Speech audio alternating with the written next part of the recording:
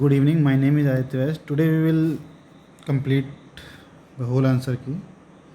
So first question of the today video is excess allocable surplus remaining after the paying the maximum bonus of 20% on the wages or salary of the employee should be carried forward to following year for utilizing the payment of bonus in case of shortage of the allocable surplus. क्या कहलाता है? Set on set off में difference यही होता है. Okay.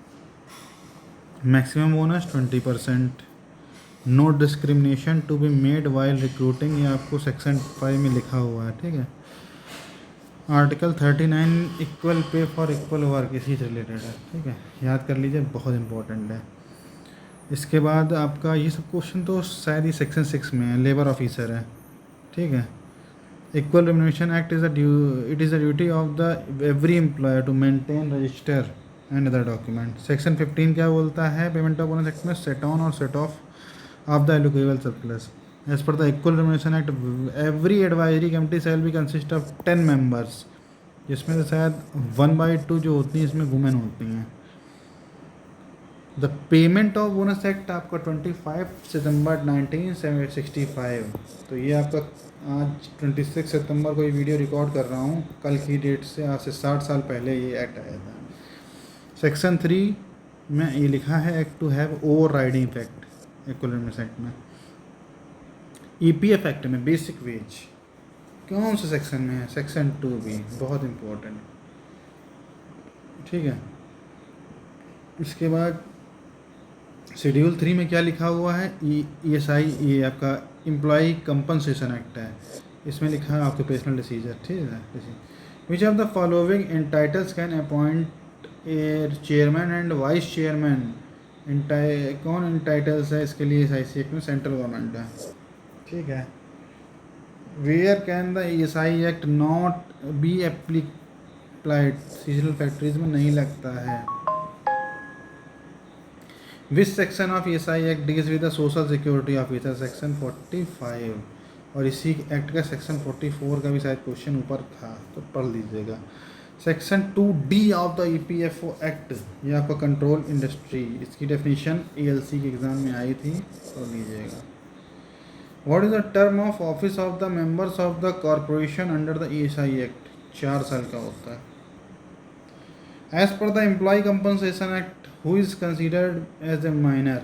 जिसने 18 साल की एज पूरी नहीं करी है, माइनर होता है. ये आपका 19 अप्रैल 1948 में आ गया था, इन्फोर्स हुआ था. ESI एक्ट में deals with the medical examination, section 11 में है. ठीक है. Section 10B of the ESI employee compensation act deals with the employee compensation में मेडिकल एग्जामिनेशन, सेक्शन 11 में है. एम्प्लॉय सेक्शन में सेक्शन 10B, जिसमें deals with the reports of the fatal accident and serious bodily injuries. These reports are to be sent to 7 days में भेजी जाती है commissioner को. ठीक है. Which of the following benefits does not come under the ESI act? तो बाकी सारे आते हैं, एंटरटेनमेंट बेनिफिट नहीं मिलता है. ESI एक्ट में आपको एम्प्लॉय सेक्शन 29 सब सेक्शन 29 में according to section 39 sub section 5 ESI act 1948, if any contribution payable is not paid by the principal employer on the date on which such contribution has become due, he or she shall be liable to pay simple interest at the rate of 12% per annum. Under which section of the Employee Compensation Act does the definition of managing agent? बहुत important question है, RRB welfare inspector 2022 का question है. इसका answer है section 21F. Equal Remuneration Act, the term employer has the same meaning as in that Payment of Gratuity Act. ये बहुत important question है. Under section 3 of the employee compensation act, the employer shall not be liable if any injury does not result in total और partial disablement of the employee for the period exceeding 3 days. Which section of the employee compensation act define dependent? Section 21D. Section 8 of the employee compensation act deals with the distribution of the compensation. ठीक है. Section 15A of the employee compensation act, in case of the death of the captain और and other member of the crew the compensation आपको should be made within the करना है maximum time में 1 साल में। अब ये आखिरी डिसिप्लिन है मेरे ख्याल से, इसके बाद आपका एग्ज़ाम पेपर ख़त्म हो जाएगा, तो हम लोग लास्ट से शुरुआत करते हैं। EPF एक्ट है 20 या 20 से ज़्यादा एम्प्लॉय पे होता है। Which of the following scheme is defined under section 2KA of the EPF, तो पेंशन फंड स्कीम है, ठीक है। फैमिली जो है आपका पेमेंट ऑफ ग्रेच्युटी एक्ट में कौन इंक्लूड नहीं होता है, children of the employee predeceased daughter नहीं होता है।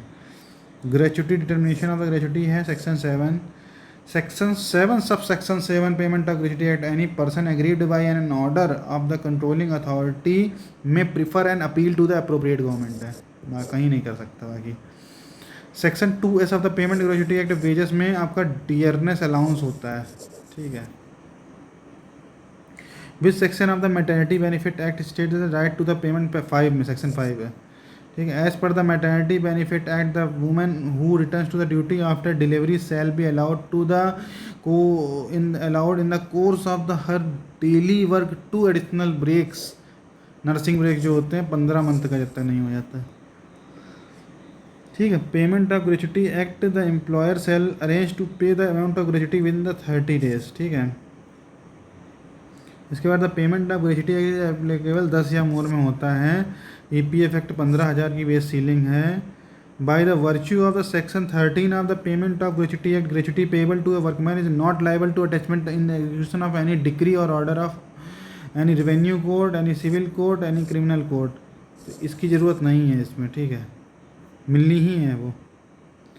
The term employer is defined under the section 2E, superannuation इसमें 58 साल की उम्र में दिया गया है एक्ट में।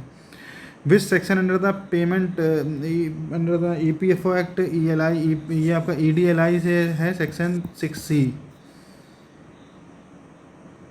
तो अब हम लोग यहाँ से देखते हैं which of the following option is correct under the reference to the central bond constitution under the EPF act. तो इसमें चेयरमैन होता है और members appointed by the central government होता है, ठीक है। एलिजिबिलिटी कंडीशन 5 साल की continuous service. Inspector maternity benefit act में सेक्शन 14 में होता है। और आपका पेमेंट ऑफ ग्रेच्युटी एक्ट में definition of controlling authority section 2D में दी गई है। तो आप देख रहे हैं पेपर कितना मतलब डेप्थ में पूछा गया है, और लास्ट क्वेश्चन इस पेपर का यही रहेगा हमारे लिए। Which are the following schemes has not, तो ये जो आपकी ग्रेच्युटी स्कीम कुछ भी नहीं थी, ठीक है। एक EPS स्कीम थी, एक EPF स्कीम थी और EDLI स्कीम थी। इसके अलावा एक आती है फैमिली पेंशन स्कीम, तो वो आती है 1971 में, ऐसी कोई स्कीम नहीं है। थैंक यू गाइस, एंड जितना भी हो सके इस वीडियो को शेयर करें और सब्सक्राइब करें चैनल। इन फ्यूचर मैं बहुत सारी आंसर कीज अपलोड करने वाला हूं, आपको कम से कम मैं कोशिश करूंगा कम से कम 2,500 से 3,000 4,000 तक क्वेश्चन मिले मेरे चैनल से, और टॉपिक वाइज मैं पढ़ाना भी शुरू करूँगा। Thank you.